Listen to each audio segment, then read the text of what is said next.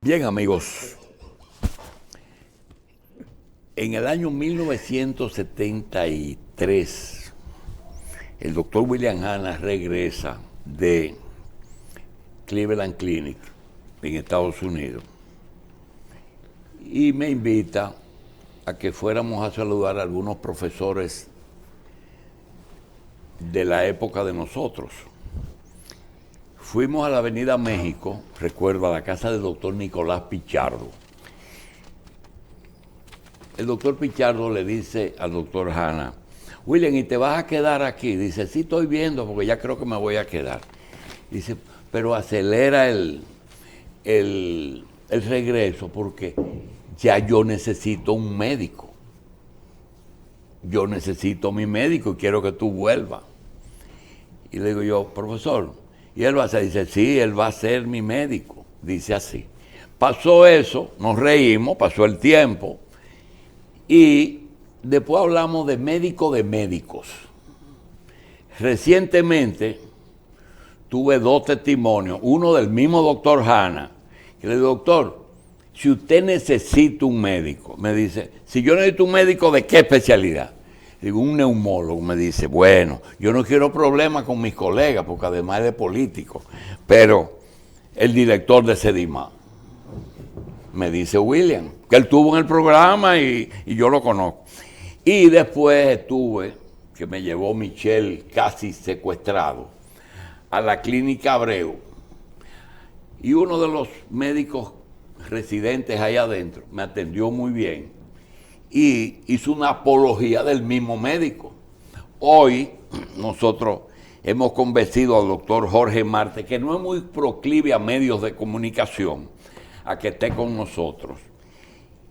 Y estamos en un proceso de convencimiento de que cuando se trate de medicina interna y de neumología y cuidados intensivos, nos ayude un poco, porque el doctor Hanna se va a tomar un poco de tiempo para regresar.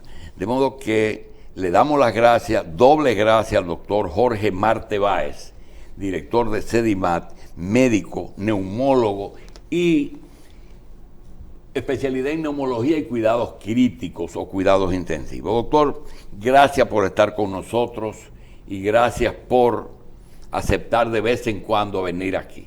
Bien.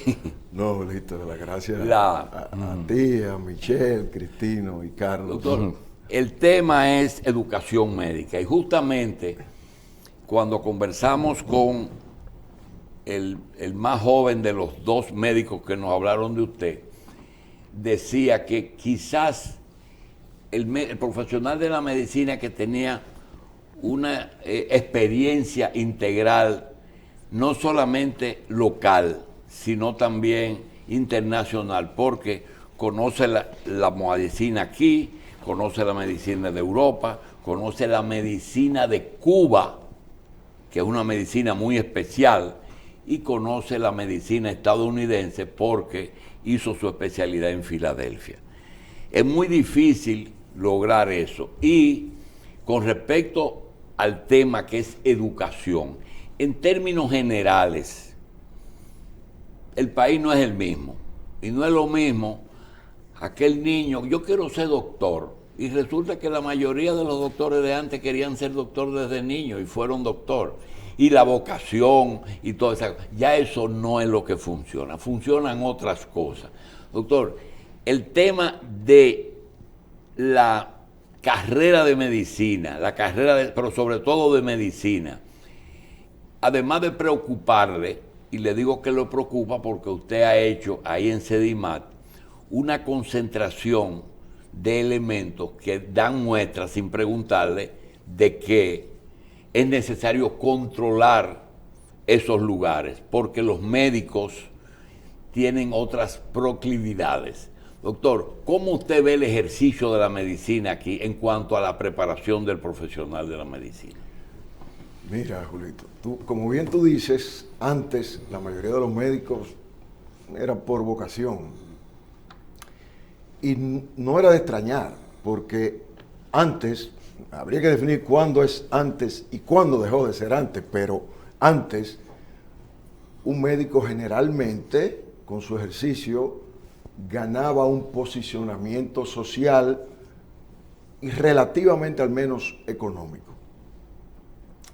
Había una sola universidad, de la que salía un número finito, X, de médicos anualmente, pero ahora las cosas han cambiado y se han convertido en un fenómeno que hace muy difícil contestar tu pregunta de una forma objetiva.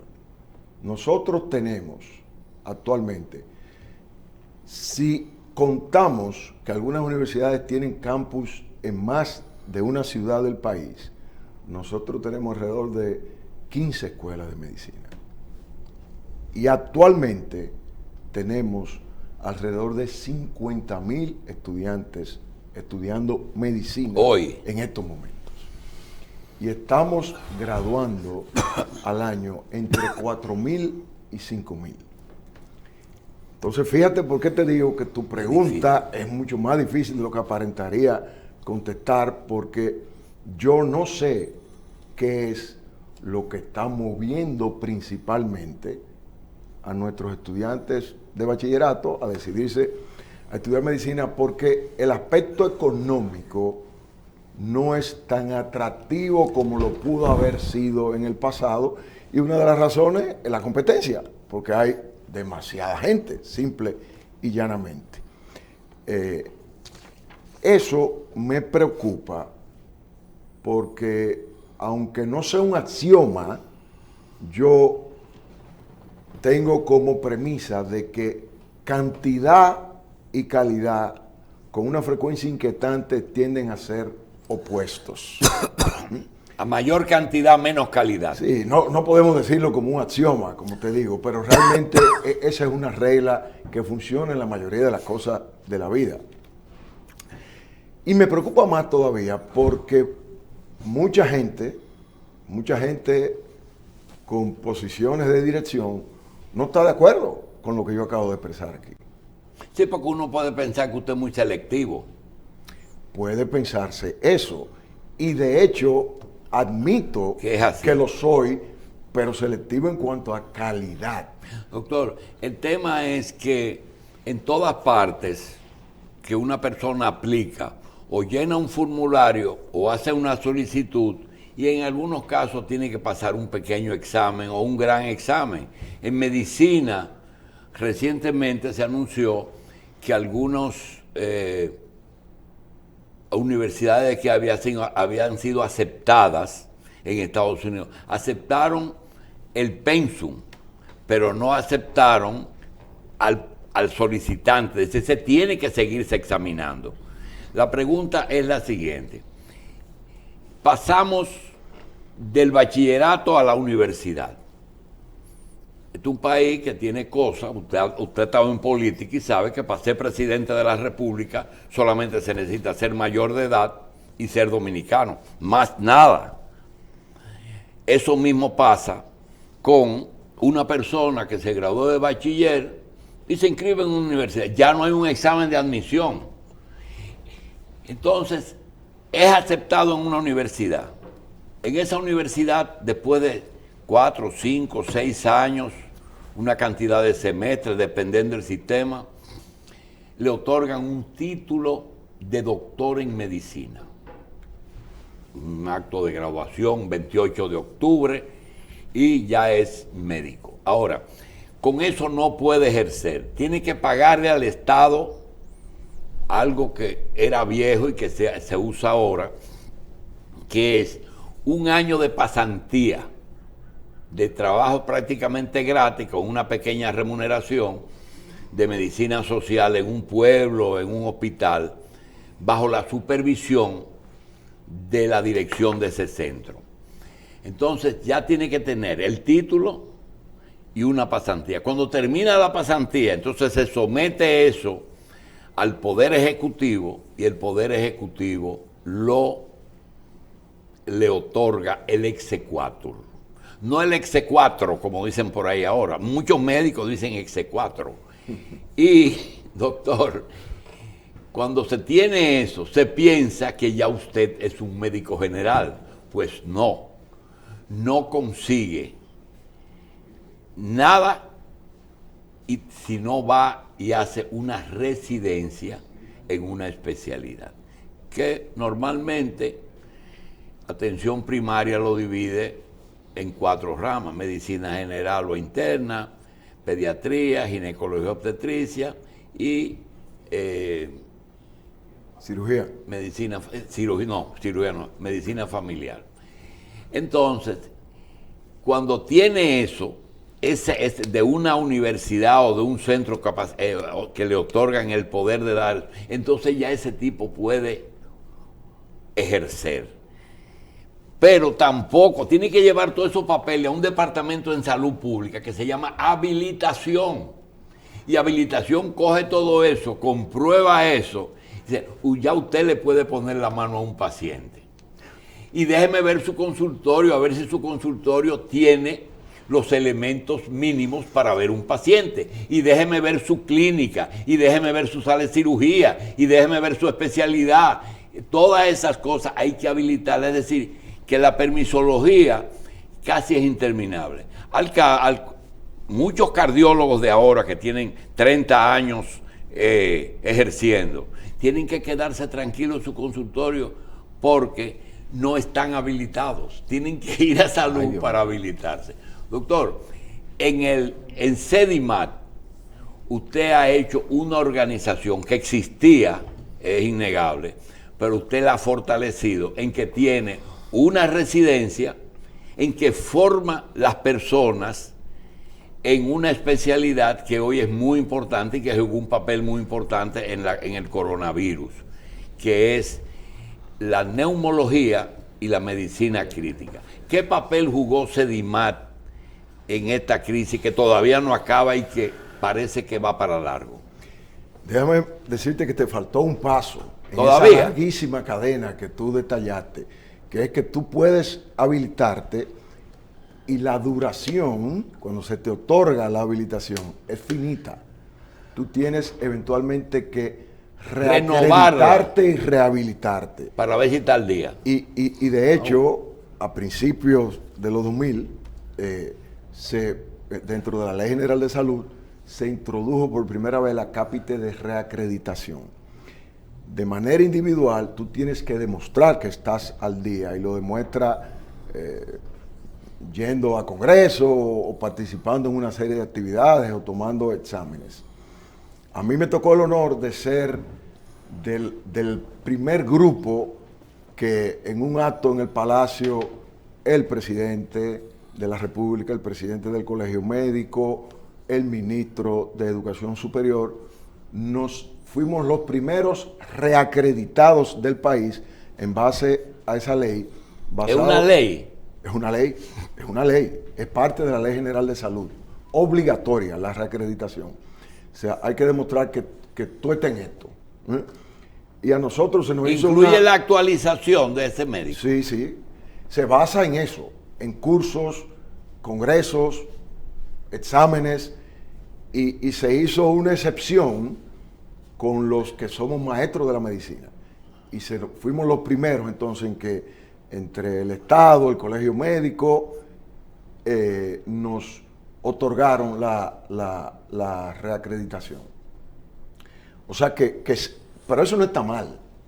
No está mal porque eso, ¿tú sabes por qué no está mal? Porque está copiado de otros países que tienen mucho más, ojo con la palabra que voy a decir aquí, mucho más tradición que nosotros. Bien.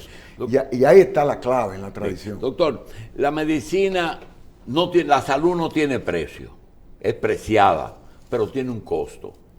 Y usted tuvo el privilegio, bien ganado, de que cuando llegó la pandemia, cosa que no había nunca ocurrido en República Dominicana, ni había ninguna experiencia, usted fue designado en una comisión asesora de esa enfermedad en el primer gobierno, porque esa pandemia tuvo 2 gobiernos.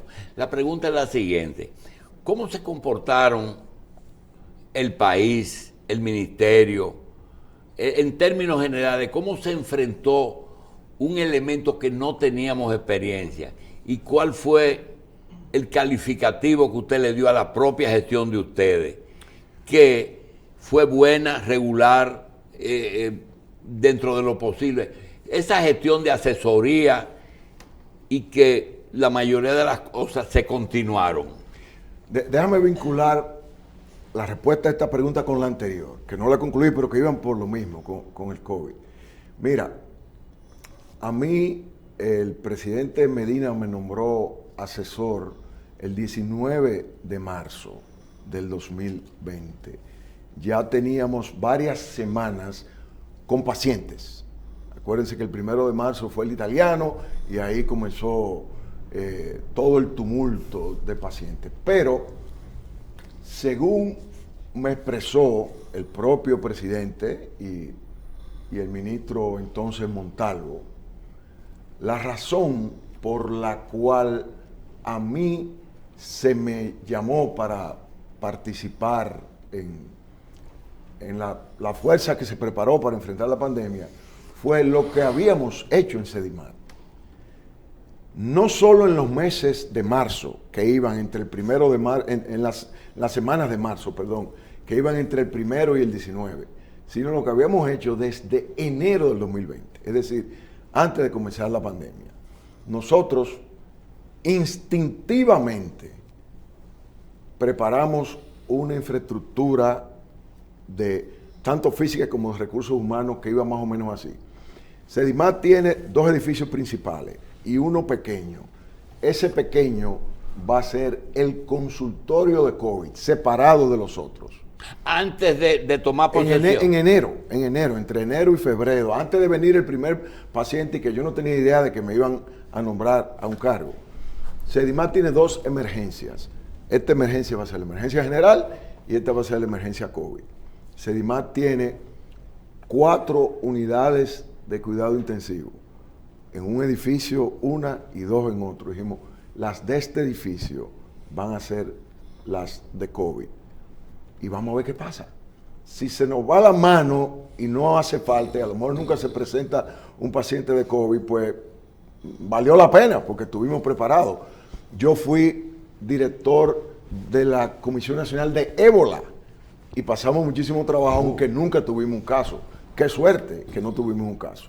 Entonces, basado un poquito en esa premisa. Es una experiencia. Sí, fue que yo la apliqué en Sedimat y por eso pudimos prepararnos para después salió a pedir de boca, pero fue puramente por instinto. Doctor, después de ese periplo de INTEC, médico, Gautier, primera experiencia en una residencia, Cuba, Estados Unidos, un poquito de España, realmente fue una coincidencia positiva, digamos, el que la especialidad que usted hizo, que fue neumología y cuidado crítico, por una coincidencia resulta que es la especialidad que terminó atendiendo a los pacientes de coronavirus. Bueno, no te olvides de la medicina interna. Porque no se sabía cuando usted lo estudió, no sabía que iba a tener ese problema. Pero no te olvides de la medicina interna, que es muy importante, sobre todo con la referencia que tú hiciste de William, porque yo me fui por el lado de la medicina interna por mi profesor William Hanna, que su influencia en semiología médica, me dio reumatología y me dio infectología. Yo quería ser psiquiatra antes de que William fuera mi profesor. Pero sí, fue una coincidencia que no hay duda de que quizás me facilitó el trabajo desde el punto de vista de dirección. Pero su participación en la comisión, todavía no se sabía la importancia de la neumología. Bueno, ya se sabía que las principales consecuencias eran a nivel pulmonar y de hecho fue una de las razones que hizo que se acelerara el que comenzáramos el programa combinado de neumología con cuidado intensivo, porque nos veíamos con muchos casos, Julito, de neumólogos que veían pacientes con COVID en su consultorio y cuando se deterioraban tenían que divorciarse del paciente, que separarse porque no eran intensivistas, quizás no tenían la experiencia en un paciente en un ventilador. Y nosotros en base, entre otras cosas, a la continuidad de la oferta de servicio, fue que hicimos eso. Y todavía seguimos viendo, porque no tenemos ningún paciente desde hace más de un mes ingresado, pero seguimos viendo pacientes con COVID y hemos visto en total cerca de 22,000 pacientes con una experiencia muy rica. Doctor, la actualización médica y la educación médica nos preocupa mucho cuando elegimos el tema, que es lo que vamos a hablar. Vimos que un médico que tú disponible para trabajar, tú lo entrevistas y te dice que él trabaja en un consultorio por la mañana. ¿Y qué tú das? Bueno, yo soy ginecobstetra y veo pacientes de primer nivel, ¿cómo se llama? Atención primaria. ¿Y qué te pagan? Bueno, me están pagando 30 o 40 mil pesos, pero ya el gobierno está pagando 50. Y estoy buscando irme a un hospital del Estado que me exigen menos horario y más salario. Pero también tengo un consultorio de las hijas de María, de qué sé yo qué, y tú te encuentras una multiplicidad de trabajo dentro de un horario de 8 horas que tú dices, pero ¿y cómo puedes trabajar en 3 sitios 8 horas? Bueno, se las ingenian. Ese es un tema preocupante. Pero si vas a otro nivel te dice, bueno, yo opero en tal sitio, tengo mi consultorio en tal sitio, doy clases en la universidad tal y dirijo un centro. Te encuentras otro nivel que tiene 3 o 4. Esa multiplicidad de trabajos, ¿usted la comparte o cree que es una necesidad imposible de que el médico pueda recaudar dinero para vivir? Mira, de que es una necesidad, lo es, no hay duda, porque es poco factible que un médico pueda tener ingresos necesarios para vivir dignamente trabajando en un solo sitio. Ahora, como te digo eso, a los médicos se nos ha ido la mano, porque a veces, y ese a veces no es tan casual, podría decir frecuentemente, no sabemos poner un límite, lo que ahora se ha complicado más por el tránsito en nuestra ciudad. Entonces eso hace que frecuentemente los médicos estemos quedando mal porque no estamos siendo lo suficientemente objetivos a la hora de calcular el balance entre ingresos y posibilidad de ofrecer un servicio de calidad. Es así. Ahora, ¿cómo definimos eso? Eso es muy difícil, pero de nuevo, si, como te dije en la introducción, cada día tenemos más médicos, si tenemos 50,000 estudiantes de medicina, cualquier problema que vaya en esa dirección, ¿qué esperamos que va a ocurrir? Doctor, ¿Qué se va a empeorar? si usted le añade esos problemas y dice, mira, tú tienes que estar actualizado, tú tienes que leer, tú tienes que asistir a congresos, tú tienes que actualizarte, tú tienes que trabajar con un sentido de docencia, es decir, aprender y enseñar para que eso te sirva en el futuro. Doctor, ¿es posible un estatus mejor en educación médica que el que tenemos? Totalmente. Mira, hablaba de la tradición. Ahora mismo el presidente ha sido criticado porque se contrató a un experto español para la reforma policial. Y realmente, ¿por qué hay que criticar eso? Si siempre uno debe buscar la ayuda internacional donde exista la tradición. Yo no conozco al experto español que está participando en la comisión policial, pero el hecho de que sea extranjero per se no lo descalifica. Al contrario, yo me siento como ciudadano dominicano más tranquilo y más confiado de que se esté consultando autoridades, asumimos que lo son, extranjeras con experiencia y tradición. Y eso mismo te lo extrapolo a la medicina. ¿Cuáles son las entidades que evalúan la calidad, que es por donde va tu pregunta en este país? Son los mismos programas internamente.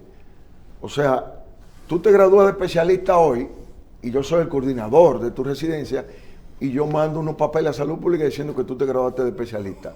Y nadie cuestiona si tú tienes los méritos de haberte graduado de especialista. ¿En qué hemos hecho algo diferente? Voluntariamente, porque eso no nos lo ha exigido nadie, en Sedimat nosotros nos estamos sometiendo a evaluaciones internacionales, a la tradición. Desde hace 8 años, nuestro programa de medicina interna, desde hace 4 años el programa de cardiología, desde hace 3 años el programa de neurología, y ya este año, de hecho esta semana, tomamos el examen que en Estados Unidos toman los mismos residentes de esas mismas especialidades el mismo día, a la misma hora y con las mismas preguntas. Y si a mí me da la gana de pensar que Jorge Marte está convencido de que no va a resolver los problemas ni de la medicina, ni de los médicos, ni de educación médica, y lo que hizo fue tomar un lugar donde él trabaja y hacer lo ideal, pero dentro de Sedimat. Yo no voy a arreglar salud pública, yo no puedo arreglar el otro hospital, pero voy a tratar de hacer una muestra de que aquí se puede hacer en miniatura.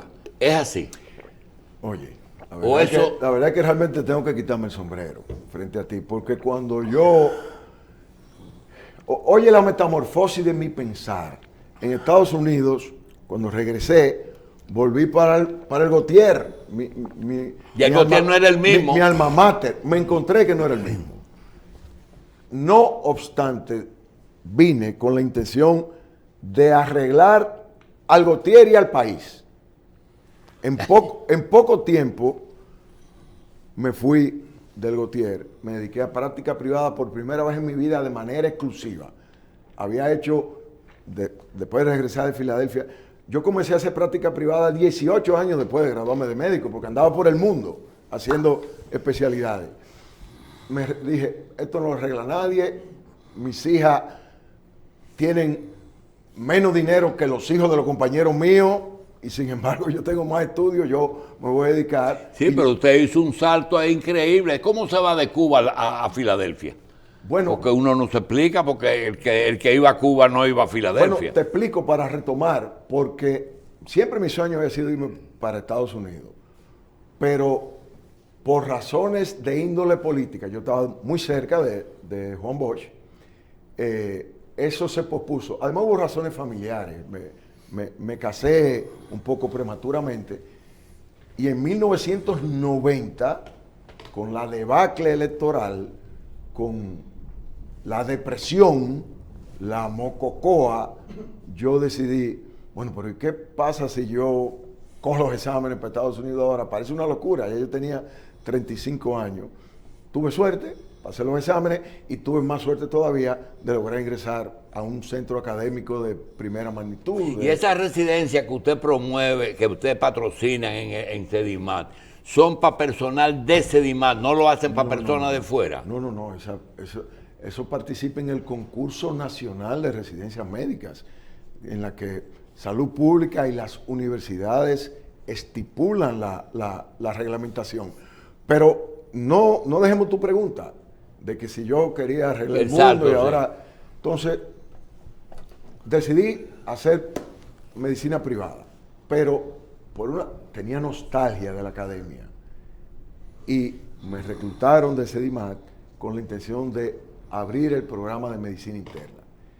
Eso fue en el 2013 y de ahí hacia acá, en estos 8 años, ¿tú sabes cuántos programas de posgrado hemos abierto en Sedimat? 15. Y tú dirás, bueno, pero ahorita tú dijiste que el problema no es cantidad. No, la cantidad es impresionante en tan poco tiempo, pero ¿quién nos evalúa la calidad? Nos sometemos a evaluaciones internacionales, nos sometemos al National Board de Medical Examiners de Estados Unidos, a la American College of Cardiology.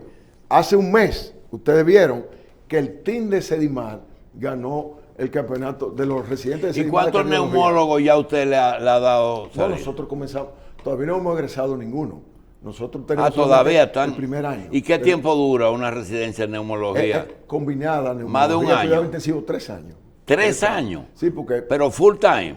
Full time. ¿Y de qué viven esa gente? No, los residentes son asalariados. ¿Les pagan? Sí. O sea, ¿el gobierno o Sedimá? La nómina la dividimos. Ya. Los centros privados dividen sus nóminas entre ellos mismos y el Ministerio de Salud Pública. Pero déjame responderte la pregunta. Ahí hubo un momento que dije, bueno, quizá de Sedimá yo puedo arreglar el país. Sí. Rápidamente me di cuenta, no, yo me voy a dedicar a arreglar Sedimá. Y voy a decir ahora algo que no había dicho nunca en público. Ese ha sido mi predicamento. Me voy a olvidar del país. Yo voy a hacer de Sedimat y me siento bastante conforme, modestia aparte, con lo que he podido lograr y a olvidarme un poco del resto del país. Pero tú quieres que te diga algo, Julito. Cuando el presidente Abinader me ratifica inesperadamente en el cargo, y yo... ¿En el cargo de asesor? En el cargo de asesor médico. Pero la dirección de Sedimar no es del Estado, eso es de la iglesia. Esa fue mi condición. Es un consejo de la Iglesia Católica. Sí, no tiene nada que ver, no. Mi condición al presidente Medina, en primera instancia, para aceptar, es que yo no podía dejar la dirección de Sedimar. Y esa condición ni siquiera me la tocó el presidente Abinader porque ya él la conocía, es decir, que estaba tácita. Después de trabajar de cerca con el presidente Abinader, yo estoy sintiéndome inspirado a retomar un poco lo de tratar de cambiar la salud en el país. O sea que he ido cambiando hacia atrás, hacia adelante, y en este momento yo creo que es posible que tengamos una oportunidad. Y dentro como de no esos habíamos cambios, tenido cuando antes. usted hace así, dice, bueno, ese es un deseo, pero tengo 50,000 estudiantes que me van a salir en los próximos 5 años de las universidades. ¿Qué usted va a hacer con esos 50,000? Hay que trabajar porque, y no es fácil, porque lamentablemente la preocupación primaria debería surgir de los campus universitarios, y ese no es el caso. Realmente la mayoría, por no decir todas las universidades, quisieran tener el doble de estudiantes de medicina. Sí, doctor, pero acuérdese que ciencia médica no está en todas las universidades. No, pero está quizás en demasiadas. Sí, Carlos. Bien, hay algún aspecto de Sedimat que es importante, pero quizás no es del que más se habla, y es de la telemedicina. Entonces, y precisamente en estos días viendo cómo lo que es la tecnología de las comunicaciones permite que de manera remota un profesional que no está junto al paciente necesariamente puede tener una intervención. Primero, quisiera que nos hable cómo se lleva a cabo esto allá en Sedimat. Si es que desde aquí se pueden hacer procedimientos y consultas remotas, o es más frecuente que desde aquí se consulte a gente que está afuera y que hasta intervenga en operaciones desde el extranjero, lo cual también converge de cierta forma con el asunto de los médicos de aquí. Háblenos de cómo se lleva a cabo esto actualmente en Sedimat y de si de alguna manera se deja de lado a profesionales de aquí por consultas con gente desde el extranjero. Mira, en ambas vías, tanto de aquí hacia allá como de allá, donde sea, hacia acá. Mucha gente de fuera se comunica con Sedimat para procedimientos. Muy frecuentemente. Pero ese ingrediente realmente no es un problema. El ingrediente de que eso implique que se dejen de lado médicos de aquí porque, por ejemplo, alguien esté dirigiendo una cirugía desde allá. Incluso las llamadas cirugías robóticas, lo de robot es relativo. El recurso humano es insustituible. Además, con frecuencia es lo contrario. Nosotros estamos viendo procedimientos que están siendo realizados por maestros, por autoridades allá, y eso nos lleva a aprender, sencillamente. Pero no solamente tenemos que verlo en cuanto a procedimientos, cirugías, sino conferencias, intercambios. Cada actividad académica que Sedimat realiza es transmitida online, stream a sitios en toda la geografía nacional, no solamente fuera del país, y a algunos lugares fuera del país, y viceversa. Nosotros nos beneficiamos de asistir frecuentemente, por ejemplo, a los Grand Rounds de Montefiore en Nueva York vía telemedicina. La telemedicina es interesante y es algo a lo que hay que sacarle provecho. Por supuesto, tiene sus limitaciones, y hay a veces una línea muy sutil que separa al ejemplo que tú me estás dando, que es puramente académico, del ejercicio de la medicina. Ahí hay que ser un poquito más cuidadoso si yo digo que estoy dando consultas por telemedicina. Es decir, si lo que tengo enfrente es un paciente que me está presentando su problema de salud, sí, lo cual es completamente válido, siempre y cuando estemos muy alerta y muy conscientes de las limitaciones que tiene, porque el examen físico no tiene sustitución. Doctor, de buenas a primeras, porque yo soy un graduado del pasado, y yo recuerdo que la neumología era una especialidad muy rara. Por ejemplo, tuberculosis, una fluoroscopía, las manos de los médicos se quemaban con los rayos X cuando no se cubrían con el guante adecuado. Había un aislamiento en cada hospital atendido por neumólogos, pero con la pandemia se pusieron la primadona, es decir, el neumólogo es el de moda, porque ahí es que ahí se fijó que ahí es el último lugar en donde se produce el mayor daño, porque el virus parece que era aéreo. Doctor, en el departamento de educación médica allá en Sedimat, ¿hay escuela de neumología? Sí, sí. ¿Hay una residencia? Tenemos una residencia de neumología combinada con cuidados intensivos. ¿Y hay realmente suficientes neumólogos o internistas que imparten esa residencia? Sedimat cuenta con 9 neumólogos. 9. 9 neumólogos, entre cirujanos torácicos y torácicos cardiovasculares, 8 o 9 también. Internistas, una gran cantidad que hasta he perdido la cuenta. O sea que en cuanto a profesores, no te quepa la menor duda, pero de nuevo eso es cantidad. Ahora, calidad, esos profesores son seleccionados de manera prácticamente personal por mí, de tal manera que si me dan la confianza de mi experiencia, la calidad está asegurada. Y por ejemplo, yo doy el primer ejemplo. Tú dijiste ahorita algo en España.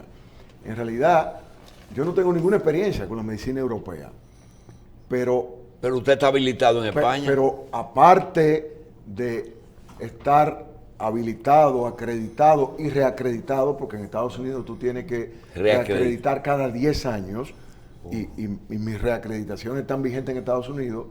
Yo, a fines de ampliar mis horizontes, tomé los exámenes de neumología en Europa y también tengo la acreditación ¿Y la limitación que ustedes tienen para graduar tan pocos neumólogos cada 3 años? ¿Cómo se puede resolver para que hayan más? Bueno, no es cada 3 años. Comenzamos ahora y al tercer año saldrá un grupo e irá saliendo cada año un grupo. Los que están aquí no me van a perdonar que la persona que tiene mayor información sobre esa enfermedad no le tratemos el tema. Estoy seguro que el doctor del Castillo, Michelle y Carlos quieren saber qué está pasando, cuál es el estado actual de esa enfermedad, donde da la sensación de que hay un rebrote, de que las personas se hartaron de andar embosados, de que muchos aprendieron también higiene, el pueblo se educó, es decir, tiene factores positivos y negativos. ¿Cuál es la situación del coronavirus hoy en la isla de Santo Domingo? Qué bueno que la pregunta es hoy y no mañana, porque ese sería mucho más difícil. Hoy hay un control bastante adecuado. El promedio de casos del país, yo creo que no está llegando ni al centenar diariamente, algo muy diferente a los momentos en que tuvimos esa gran densidad de casos. Y más importante que eso, esos relativamente escasos pacientes con positivos para el COVID no están tan enfermos como para que ameriten ser ingresados. Ahora mismo, hace un par de días, la última vez que chequeé, había solamente en el país entero un paciente en ventilador y muy pocos pacientes en cuidados intensivos y muy pocos pacientes internos en sentido general. Es decir, que la situación actual es una situación de control. Hay casos que no representan un rebrote, sino que no se ha terminado la cosa. Y te decía que qué bueno que no me preguntaste una pregunta futurista, porque si ahora tú me preguntaras, ¿y cuándo es que va a terminar? Yo tendría que encogerme de hombros. Ya eso va a ser parte de la... Eso es una gripe más que vamos a tener. Yo me temo que sí. Y si nos vamos a tener que transar con una mezcla entre el destino y la realidad, con que va a seguir el COVID, pero va a seguir dando de una manera suave como está ocurriendo ahora, salimos en coche. Bien. Doctor, usted sabe que el tema original de enseñanza médica no se trató completamente. Yo lo quisiera comprometer para robarle un poquito de tiempo, algunos días al mes o a la semana, para que usted no... Son muchos los temas que el doctor Jorge Marte Báez nos puede tratar y ayudar un poco a suplir la falta del doctor Hanna, su profesor. Gracias, doctor. Ponerme los zapatos de William es imposible para mí o para nadie. Son cosas diferentes. Tú mencionaste a Papolo y a William, cómo lo fueron a visitar, y yo creo que ellos son dos. No puedo dejar de mencionar a Fernando Ariza, quien ha sido mis tres grandes maestros en medicina. El asunto es que ser médico de médicos, esa es otra historia. Doctor, gracias. Gracias a ustedes.